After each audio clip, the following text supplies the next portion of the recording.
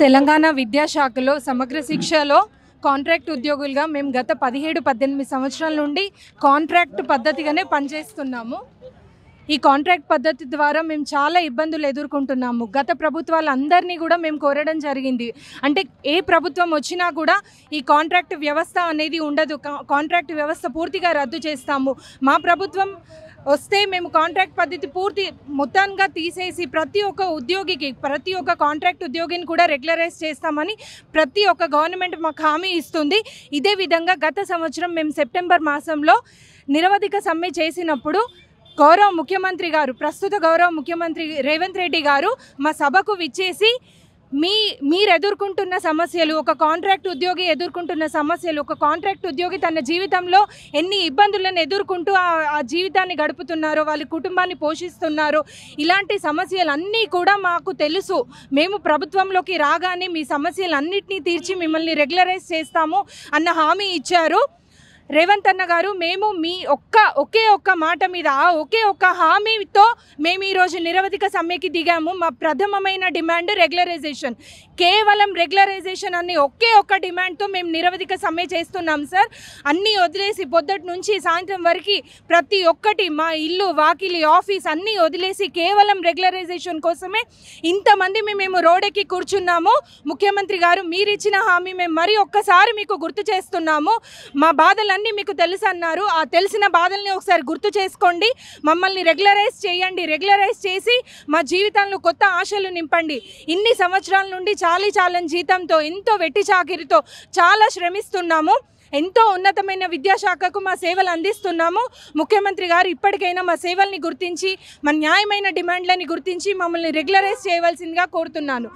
నా పేరు దీప్తి. నేను ఎంఐఎస్ కోఆర్డినేటర్గా గత 14 సంవత్సరాల నుండి కరీంనగర్ మండల్లో వర్క్ చేస్తున్నాను సార్. చాలా శ్రమ దోపిడీ ఉంటుంది ఇక్కడ. ప్రతి ఒక్క కాంట్రాక్ట్ ఉద్యోగికి పొద్దున లేచిన దగ్గర నుంచి సాయంత్రం పడుకునే వరకు ఒక సమయ పాలన అనేది ఉండదు, సమయం ఉండదు, వేళలు ఉండవు. ఏ సమయం కానివ్వండి, ఏది కానివ్వండి, మేము వెంటనే రెస్పాండ్ అయ్యి మా ప్రతి ఒక్క సేవని ఈ ప్రభుత్వానికి అందిస్తున్నాము. మా సేవల్ని గుర్తించి మమ్మల్ని రెగ్యులరైజ్ చేయవలసిందిగా కోరుతున్నాము ఈ ప్రభుత్వాన్ని. ఒకటి చెప్పండి అమ్మా, ఇప్పుడు రెగ్యులర్ ఎంప్లాయీస్కును ఈ కాంట్రాక్ట్ ఎంప్లాయీస్కు డిఫరెన్స్ ఏంటి? అంటే పని సమయాలలో కావచ్చు, ఈ జీతంలో కావచ్చు, ఎటువంటి డిఫరెన్స్ ఉంటాయి సార్? చాలా వ్యత్యాసం. చెప్పాలంటే ఆకాశానికి భూమికి ఉన్నంత వ్యత్యాసం. అది పని వేళలో కానివ్వండి, జీతభత్యాల్లో కానివ్వండి. రెగ్యులర్ ఎంప్లాయీస్ జీతభత్యాలు లక్షల్లో ఉంటాయి. వాళ్ళ పని వేళలు ఒక సగటు మనిషి ఎంత కష్టపడగలుగుతాడో అంతే పని వేళలు ఉంటాయి. కానీ అసలు మమ్మల్ని మనుషుల్లాగానే గుర్తిస్తలేరు. ఒక సమయ పాలన అనేది లేదు. ఎన్ని గంటలు పనిచేస్తున్నామో మాకు అసలు దానికి లేదు. ఇవి మెయిన్ డిఫరెన్సెస్ సార్. వాళ్ళు బ్రతికే బ్రతుకుకి, మేము జీవించే బ్రతుకుకి చాలా తేడా ఉంది. మేము అందరం విద్యాశాఖలోనే పనిచేస్తున్నాము. నైట్ షిఫ్ట్ అనేది ఇప్పుడు ఓన్లీ కాంట్రాక్ట్ ఉద్యోగులు మాత్రమే చేస్తున్నారు. రెగ్యులర్ ఎంప్లాయీస్కు ఆ నైట్ షిఫ్ట్ అనేది ఉండదని చెప్తున్నారు కొందరు ఎంప్లాయీస్. అది ఎంతవరకు కరెక్ట్ అండి? ఇది చాలా నిజం సార్. కేవలం కాంట్రాక్ట్ పద్ధతిలో పనిచేస్తున్న వారికి మాత్రమే నైట్ షిఫ్ట్లు అనేవి ఉంటున్నాయి. రెగ్యులర్ ఎంప్లాయీస్కి ఎలాంటి నైట్ షిఫ్ట్లు ఉండవు సార్. కాంట్రాక్ట్ వాళ్ళకి మాత్రం మార్నింగ్ నుంచి మళ్ళీ నైట్ షిఫ్ట్లు కూడా ఉంటాయి. వారికి రొటేట్ అయితేనే కదా night and day shifts rotate అయితేనే కదా బ్యాలెన్స్ అయ్యేది.